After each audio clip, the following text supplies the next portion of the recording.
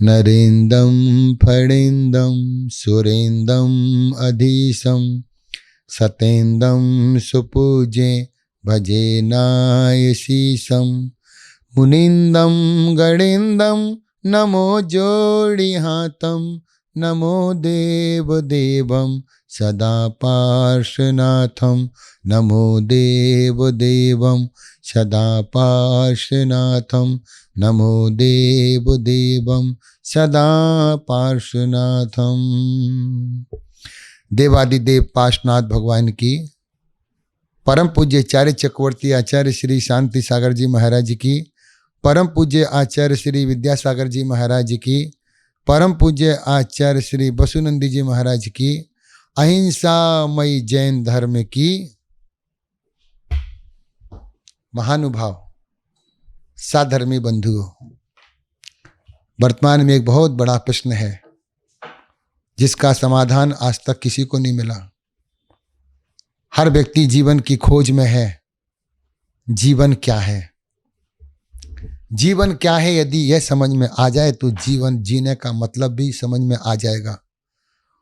जीवन क्या है, इतना सूत्र यदि आपने जीवन में सीख लिया तो निराशा के बादल अपने आप हट जाएंगे। जीवन एक उत्सव है, इसे प्रेम से मनाइए। जीवन एक उत्सव है, उसे प्रेम से मनाइए।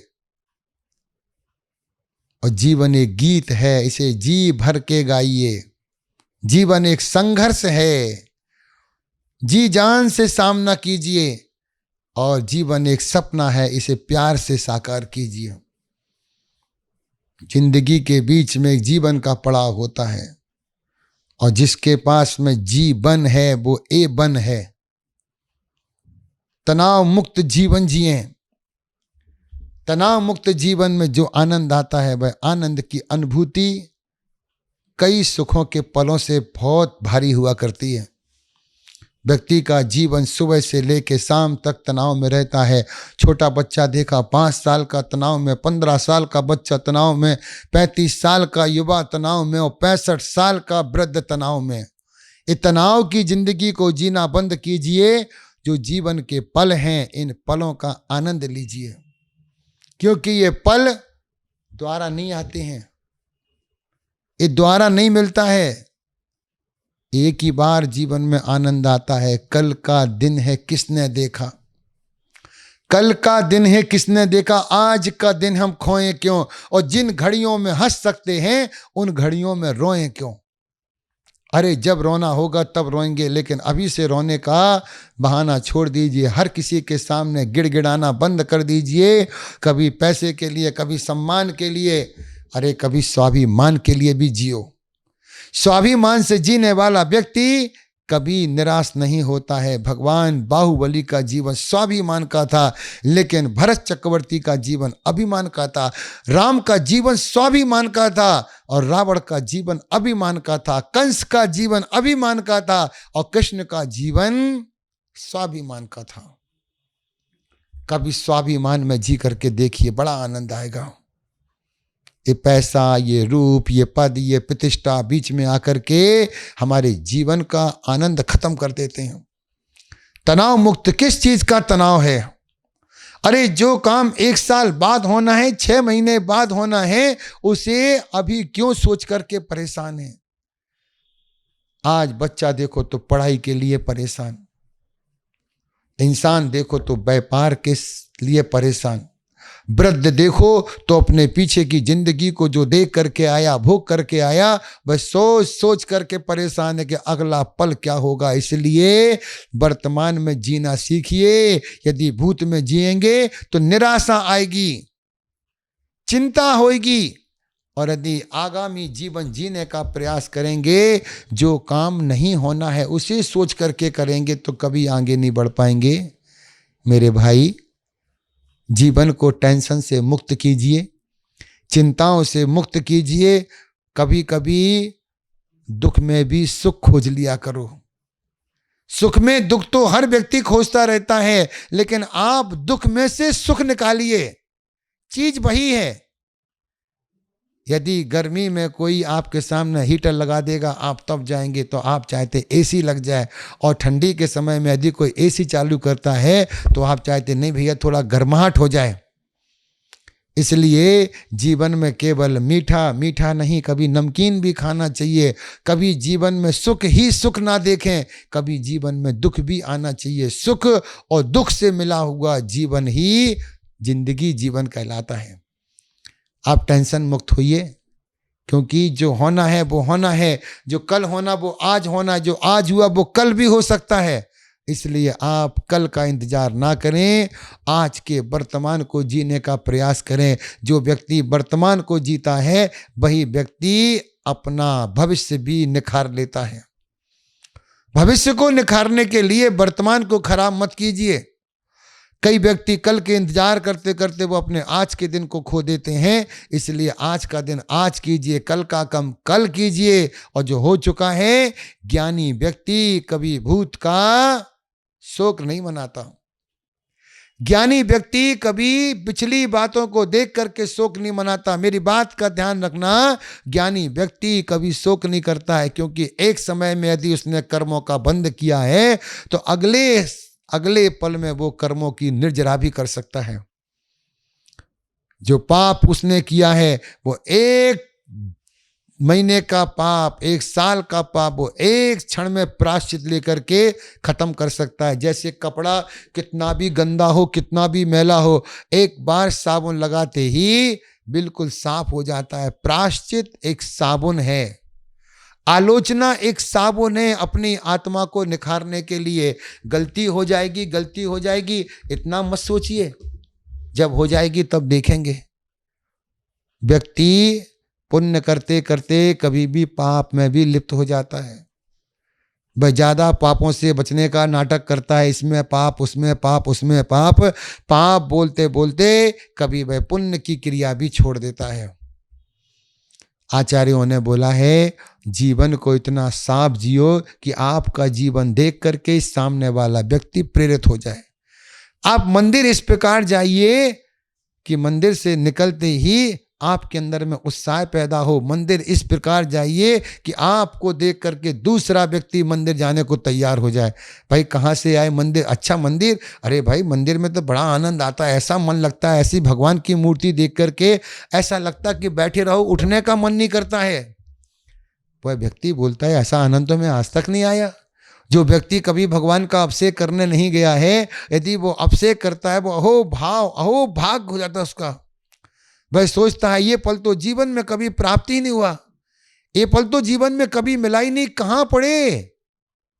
आइए विश्वास नगर गली नंबर 4 कॉर्नर पे और देखिए भगवान का समोशरण। क्या 25 भगवान समोशरण में बैठे। आदिनाथ भगवान का समोशरण देखते लगता है कि वास्तव में आनंद की अनुभूति आ रही है। सुबह प्रातः काल कहाँ सोने में समय गुजार रहे हो, ये सोने का जीवन है, सोने में मत गुजार। सुबह प्रातः काल 6 बजे उठ करके विश्वास नगर शाहदरा गली नंबर 4 में कॉर्नर पे आइए और देखिए पावन वर्षा योग, कैसा जीवन का आनंद आता है। वो व्यक्ति सुबह प्रातः काल उठ करके जब भगवान का अभिषेक करते हैं, दोनों हाथों में कलश लेकर के वो कहते हैं हो भाग धन घड़ी धन दिवस, भगवान मेरा तो जीवन धन्य हो गया। और ये पापी जीव सुबह से पेपर पढ़ रहे हैं, चाय पी रहे हैं, गाड़ी साफ कर रहे हैं, कुत्ते को घुमाने ले जा रहे हैं। अरे पापियों, सुबह से पाप के काम कर रहे हो, झूठ बोल रहे, चोरी कर रहे, गाली बक रहे, दूसरे का बुरा सोच रहे, दूसरे का अहित कर रहे। ये पापियों के लक्षण हैं। जैन कुल में जन्म लेकर के कुछ पुण्य कमाइए, जैन कुल में जाके जैनत्व को जगाइए और गर्व से कहिए हम जैन हैं। और जैन व्यक्ति सुबह उठ करके भगवान का पूजा पाठ करता है।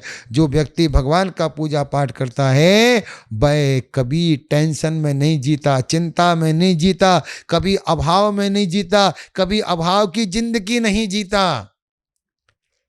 उसके जीवन में तो पुण्य का संचय होता है। ध्यान रखना, प्राणी की रक्षा पुलिस गार्ड नहीं करती है, नौकर नहीं करते हैं, मालिक नहीं करते हैं, मित्र नहीं करते हैं, पिता नहीं करता है, माँ बाप नहीं करते हैं। हमारी सुरक्षा करता हमारा पुण्य।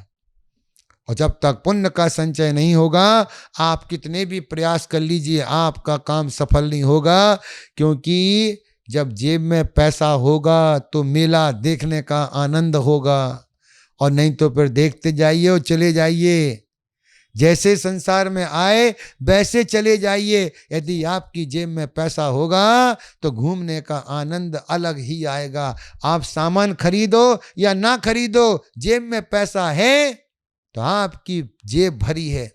उसी प्रकार यदि आपके जीवन में पुण्य है, आपने कोई मन में विकल्प सोचा और सोचते ही आपकी मनोकामना की पूर्ति हो गई, इसको पुण्य बोलते हैं। आपने सोचा और आपका काम हो गया, यही तो पुण्य का उदय है। कोई काम जिसमें परिश्रम लगना था बिना परिश्रम के हो गया। किसी व्यक्ति के मन में बारे में सोच रहे थे और वो व्यक्ति दरवाजे पे आके खड़ा हो गया।